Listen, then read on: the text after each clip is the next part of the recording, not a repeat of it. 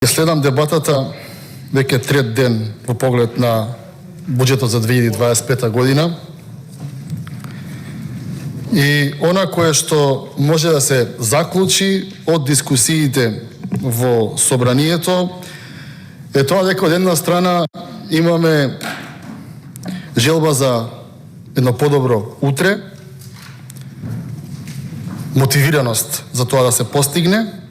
ќе кажам и зошто во понатамошниот тек, и од друга страна, од страна на колегите од опозицијата, се чувствува една резигнираност, една немоќ во дискусиите, затоа што конечно, после 7 години се направи разликата за тоа како и на кој начин треба да се трошат народните пари. Немоќта и гневот во говорите се чувствува и по тоа што вештачки се поддржува проектот за покачување на пензиите за сите пензионери за 5000 денари линеарно. Се нема одговор зошто до сега не се покачени платите за образовните работници, за наставниците, за професорите. Зошто до сега не се преговарало со здравствените работници? Зошто не се преговарало со полицајците? И кога сега се гледа дека сите овие приходи во буџетот може да се дистрибуираат и на поираков начин, логични се и тие дискусии кои што можевме да ги видиме. Она кое што се направи разликата и тоа што инфлацијата можела да биде зауздана и од 23% да се намали на 2,3%, таа една запирка помеѓу броевите 2 и 3, значи 10 пати намалување на инфлацијата во државата. Она кое што може да се види и тоа дека после долго време во Република Македонија од страна на медиумите можеме да видиме како известуваат за нови училишта, нови градинки, нови странски инвестиции, нови камен темелници, нешто што, да бидеме искрени, го подзаборавивме изминатиот период и оттаму доаѓа оној гнев кој што можеме да го видиме со чест на неколку исклучоци од страна на колегите од опозицијата, односно од страна на оние кои што беа вода до вчера и кои што беа проблемот во ова општество. Она кое што исто така е добро е тоа што, за разлика од претходно, царината наплаќа многу повеќе. Царината наплаќа 48,8 милиони евра за 100 дена повеќе неголи истиот тој период лани. 48,8 милиони евра повеќе пари во буџетот и побогати граѓани. И да, ќе имаме посиромашни поединци, како оној Крмзов од Струмица, и тоа е добро, затоа што не е малку 48 милиони и 800 илјади евра разлика во наплатата од царината, а практично исте протокот на возила како ланскиот период, истите тие месеци. И добро е тоа што граѓаните се побогати, а за некој е лошо тоа што граѓаните одлучуваат кој ќе ја предводи, кој ќе управува со Република Македонија. Вториот дел кој што го слушнав во поглед на нападите на буџетот е тоа дека имаме обвинувања дека некои проекти биле продолжени, дека тоа било препишување, така натаму и така натаму. Во интерес на јавноста, точно е тоа дека коридорите 8 и 10D ќе се работат, но исто така точно е и тоа дека за разлика од преходната влада, оваа влада, не на владина седница, донесе одлука за промена на траса и заштеда од 252 милиони евра. И ако за некого 252 милиони евра се незначителни средства, морам да кажам дека тој има сериозни проблеми со поимањето и на буџетот и на управувањето со една држава. Точно и тоа дека 50 милиони евра арбитража нема да ни биде наплатена и тие пари ќе останат за граѓаните и некој тоа успеал да го избоксува и честно е да секој еден пратеник на еден ваков економски перформанс даде поддршка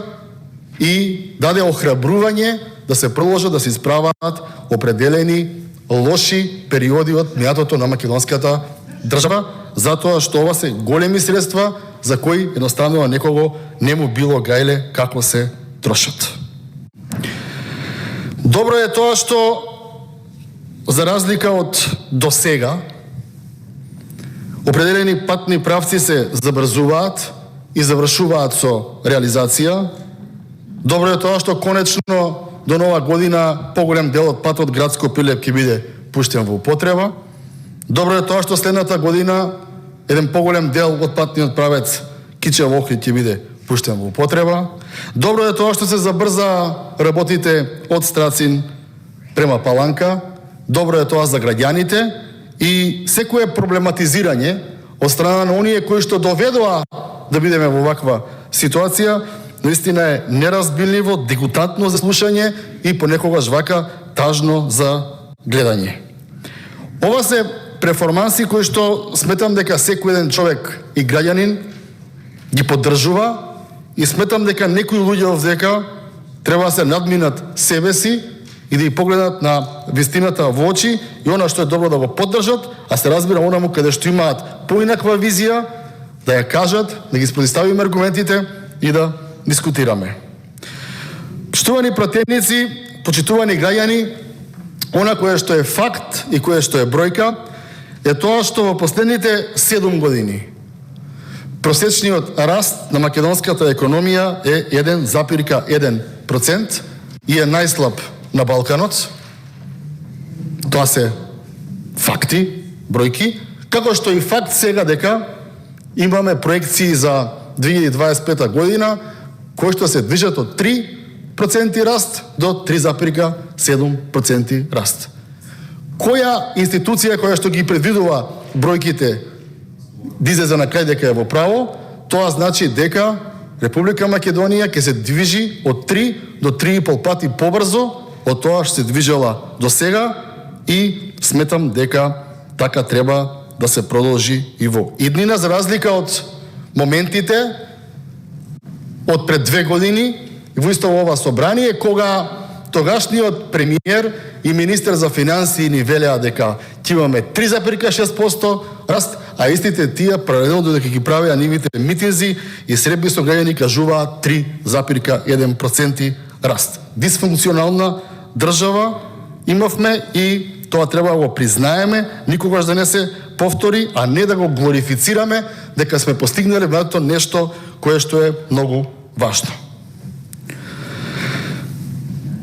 Вкупниот износ на буџетски приходи континуално се зголемува во сите проекции, каде што главен акцент се ставува на даночните приходи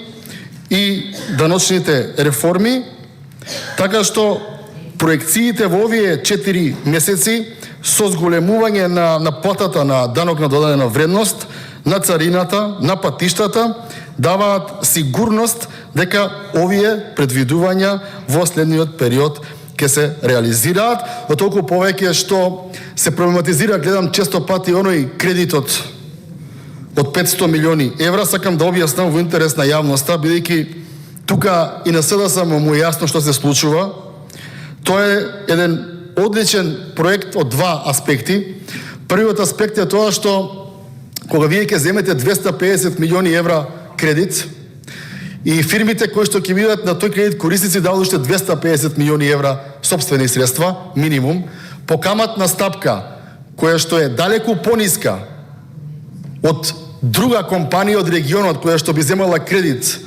за да го развие своето производство, во старт преку оваа државна помош нашите компании ќе заздрават, ќе имаат помалку пари за камати плаќање, ќе бидат со тие пари поконкурентни на пазарот, ќе имаме поголемо производство, ќе имаме поголем извоз, а тоа се гледа веќе и во проекциите на Светска банка за следната година.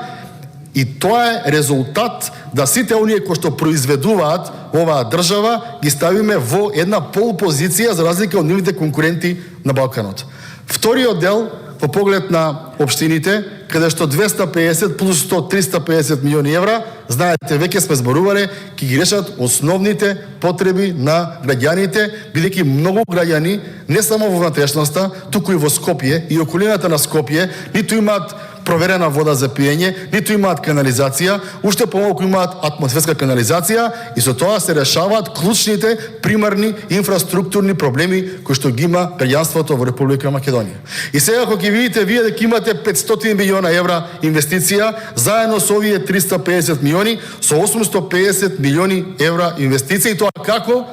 се раздвижува македонската економија, но толку повеќе што и овие проекти во општините ќе бидат реализирани од страна на македонски фирми. Тие фирми дополнително ќе зајакнат и ќе имаат простор и да зголема плотина вработени и ќе имаат простор да купат нова механизација, и сметам дека исто така ова е нешто кое што треба да се поздрави.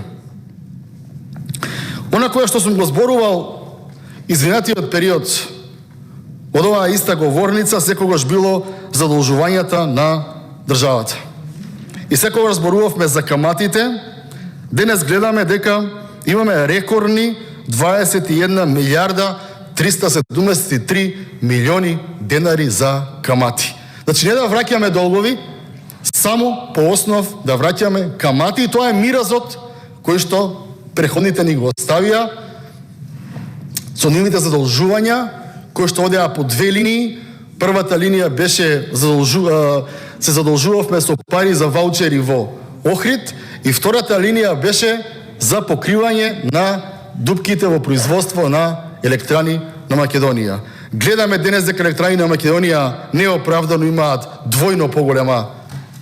поголем инпут за производство на електрична енергија, и сега покрај тоа што тие средства треба да се враќаат, треба да се плаќаат камати, и наместо овдека пола владаште сега пратеници да излезат и да се извинат, ние имаме демагогија и напад со цел да одбранат нешто кое што не се брани. Она кое што исто така гледам дека се зборува, се проблематизираат капиталните инвестиции.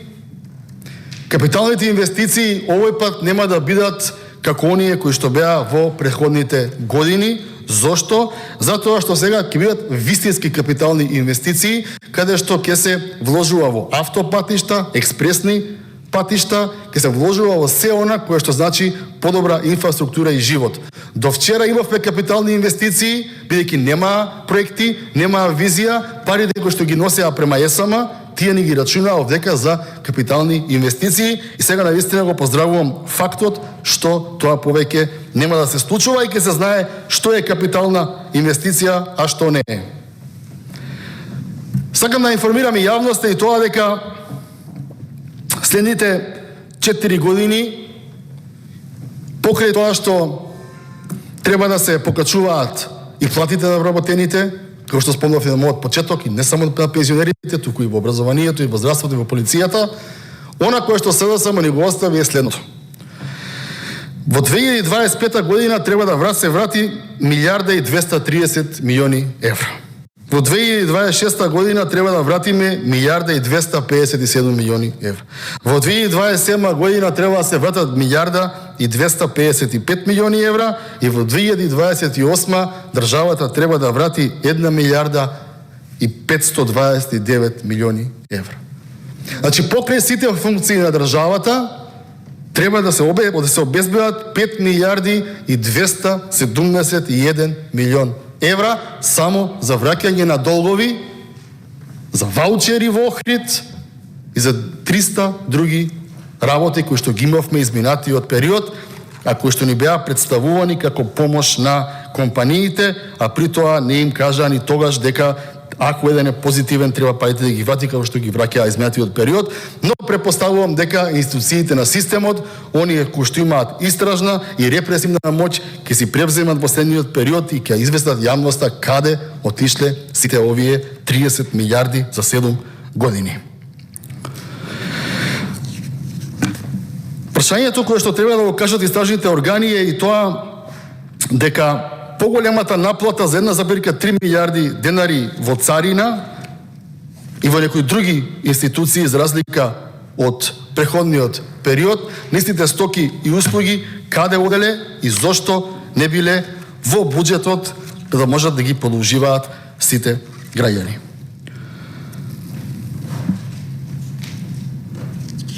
Она кое сакам да го истакнам на крајот се неколку министерства. Како и секогаш сметам дека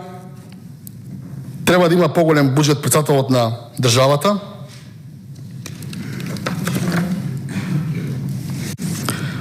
Владата на Република Македонија ме охрабрува фактот тоа што имаме енормен раст предвиден на расходите за привлекување на странски инвестиции и поддршка на инвестициите, и тоа сметам дека е одличен чекор, и намалување на овие за 100% непродуктивни расходи, намалување на договорни услуги, а зголемување на директната поддршка на предпријатијата и привлекување на странски инвестиции, свеж капитал. Одбрана. Добро е што Воената академија конечно ќе го добие своето потребно внимание и интеграција во НАТО, каде што